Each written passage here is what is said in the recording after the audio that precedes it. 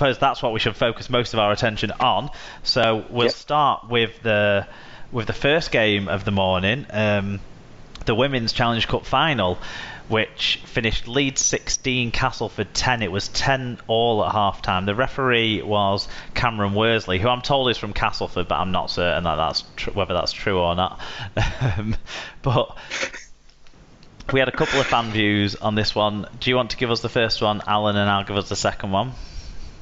Yep, so Rich Wilkinson got in touch and said, great win for the Rhinos girls. Their defence was outstanding. They showed some real class in attack and fully deserved the win.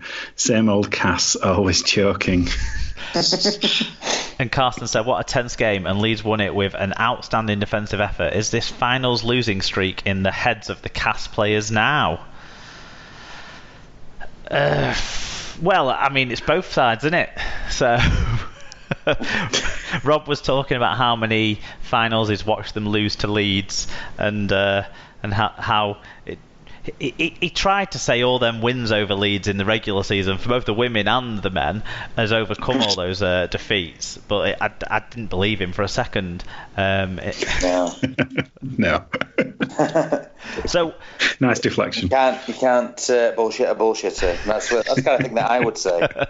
So I know that I spoke to Robbie. He was amongst the Cass fans in the end for this game. I spoke to him after the game, and he was of the opinion that Leeds were the better side, but was also of the opinion that Cass were robbed. It depended which 5 minutes it was of the conversation that you were talking to him. But do you guys feel like it was a good win for Leeds? I'll start with you, Leigh. Well, I'll have to be honest with you. I didn't make it in. I wanted to, and there was a couple of circumstances that stopped me from making it into the stadium. And I wanted to try and get in at least for the second half, and I missed it, unfortunately. Okay. So I can't comment. Sorry. Were Cass robbed? No, they weren't robbed. Ultimately. Although I think you could make an argument, particularly with the crucial period of play in the second half where things didn't go their way. I'm thinking particularly about the being pulled into touch or not pulled into touch, depending on your perspective, and how that kind of turned the game around. Ultimately, though, from my perspective, I think it showed up limitations in Cass's structure, and for me, I think they became very reliant on individual skill and individual effort, and they're I've got to say, I'm shocked at how bad their passing is, to be honest with you. It surprised me at how inefficient it was, and how they didn't seem to be able to string things together in a way that I thought a team would be able to do. Their inability to it wasn't like their passes were poor, it was their decisions when not passing was a bigger problem, wasn't it? That they reverted to one-out efforts, like you say. Yes. You could see the frustration growing with Georgia Roach in particular. She didn't have a particularly great first half, and in the second half, I don't think she necessarily maintained her emotions. Well, I mean, you could see with like a minute left, she was in tears pretty much when she made a mistake there. And I don't think some of the team selection decisions worked out right. Putting a winger into the centre is okay if that winger can pass to the winger that's replaced her on the wing, and it didn't seem like that was working out for them, and it was just too many one-out efforts without a very good cohesive team performance in the second half. Probably against lesser teams or in other matches this year, the individuals have been able to make those breaks, find those gaps, and score those tries. I just think they came up against a different animal in this Leeds defensive effort. I've not seen goal line defence like this from any Leeds Rhinos side for some time. Yeah. I think it was symbolised really early on, actually, because Cass had an overlap early on and did get the ball out wide. and a cover tackle came in from Courtney Hill. And if I thought she might get man of the match if Leeds win this game. Before the game, me and Don were talking about that. But I thought it'll be for her kicking game. She'll slot an important drop goal or something like that. As it turns out, she absolutely spaffed a drop goal attempt. But she did put in a great defensive effort early on. And when your skill position players are covering the ground and making those tackles, it just brings everyone else along with you, I thought. And really that was it was the goal line defence from Leeds was absolutely outstanding for most of the game, wasn't it? Yeah, I mean, you can't. It's difficult because when you're surrounded by Cas fans, you tend to. Well, you tend to become one. Well, yeah, maybe so. No, but you tend to. I was certainly picking up their frustration. Yes. So whilst one person's great defence is another person's poor attacking structure, isn't it? So defensively,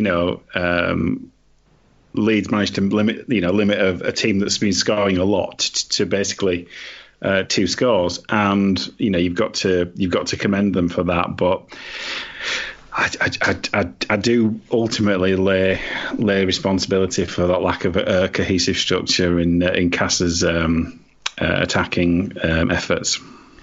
Let's talk about the highlight moments in the game, because there certainly were a good number of them, and Marshall's trying to open things up. I mean, it's going to be forgotten about now, really, but Rhiannon Marshall scored. It shouldn't. Sorry?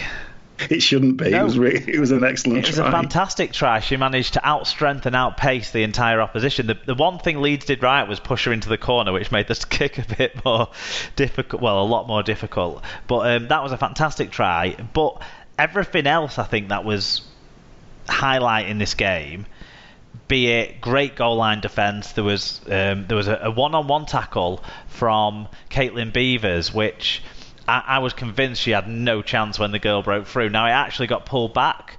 The play got pulled back, but she pulled off the one-on-one tackle anyway, and she didn't know play was coming back. And it was a forward charging down the middle, so that was particularly impressive as well. There was the measured kicks from Leeds. They played a lot more composed in that side of the game as well. Or the winning try. The kick for. I can't remember it. Fran Goldthorpe's try, that was very well worked. Great leap and take by her. We saw a lot of that later on in the first men's semi-final, similar type of play. But the try that was set up, I think, outstanding on the day. Certainly one of my star players was Danielle Anderson, who made the break, nearly lost control when she first thought about the offload. She nearly lost control, didn't she? But she actually timed it right. She drew Tara Stanley in and made the winger, the young 16-year-old on debut, weren't it, who was on the wing, yes. chased, she made her have to sort of think about closing down herself rather than tracking the supporting Courtney Hill. She threw the offload at the perfect time. Courtney Hill took it and just had the legs to edge it away and get up and score under the sticks. And what a fantastic try that was. But there was still 20 minutes of time left where Cass should have been making more of the chances they had, and they just couldn't do it. I think their coach spoke well after the game about how it was a lack of real, like the things we've talked about, one out attacks, a lack of putting the ball to each other and trusting each other rather than trying to go themselves. Yeah, it's a tricky, it's a steep learning curve, isn't it, at this level? And there is there's a lot of youth, in both teams, isn't there? And it's one of those things that it certainly shouldn't necessarily be something that ultimately scars and prevents Cass going on to maybe make the final and win the final come October.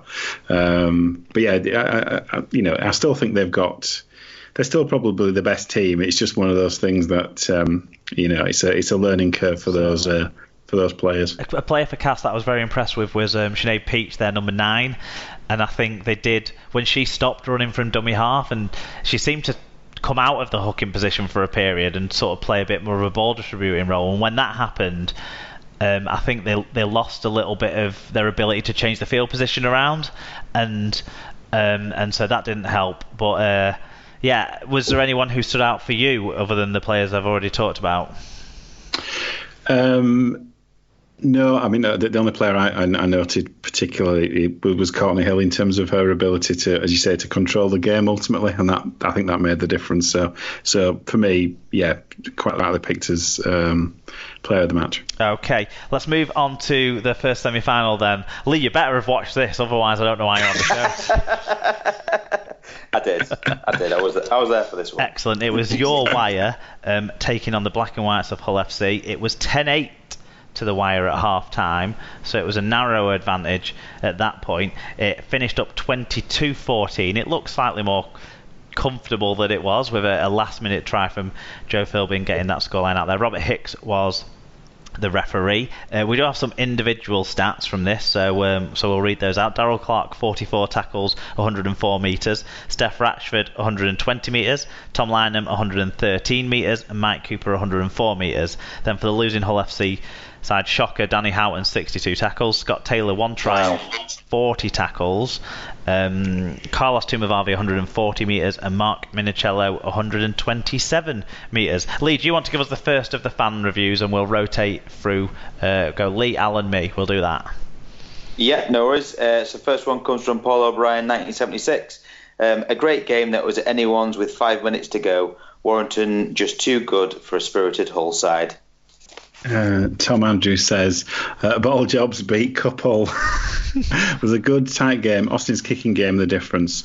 Jake, the £250,000 man Connor, seems to be believing his own hype and was garbage throughout.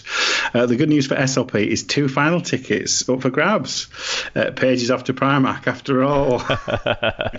Paige said, gutted about the result today, but onwards and upwards, still in the top 5. Hopefully the boys will use their disappointment and turn it into some motivation to finish the season on a high. Tom was sat looking very smug in the corner. Don't know why he's smiling. I can't remember his team winning any major titles since 1985. Mind the gap in the table, Tom. Joshua's granddad said, disappointed by the result, but maybe Wire were best on the day. Hicks had decided to let the game flow, which Wire played perfectly with offsides and not square, enabling pressure on the kickers. The decisions to go for 2 may in hindsight have proved wrong, but won so many with it. Connor ineffective by his standards. Always in Our Shadow says, Blake Austin, what knob prancing about like a bloody belly dancer while penalty being taken and then throwing himself on the floor to prevent a restart like a Nancy baller. There you go. The prancing around for the penalty was, I thought, amusing rather than, but I'm not a Hull fan, so I could see why they were annoyed. But I can't remember when he threw himself on the floor. There was an instance where Chris Hill was down and ultimately went off for a head check, and that's the only restart that I can remember being delayed. Maybe someone else can shed light on that one. Is that was the prancing around? Was that the one that was really far out? Yeah, that was the penalty before, just before half time. Yeah. I never saw that. No. Never saw the dancing. Missed it. Carsten said, Jake Connor, he can be the best player of the sport or just lose the game with a stupid mistakes. The Wire were the better team, but will struggle in the final with this form.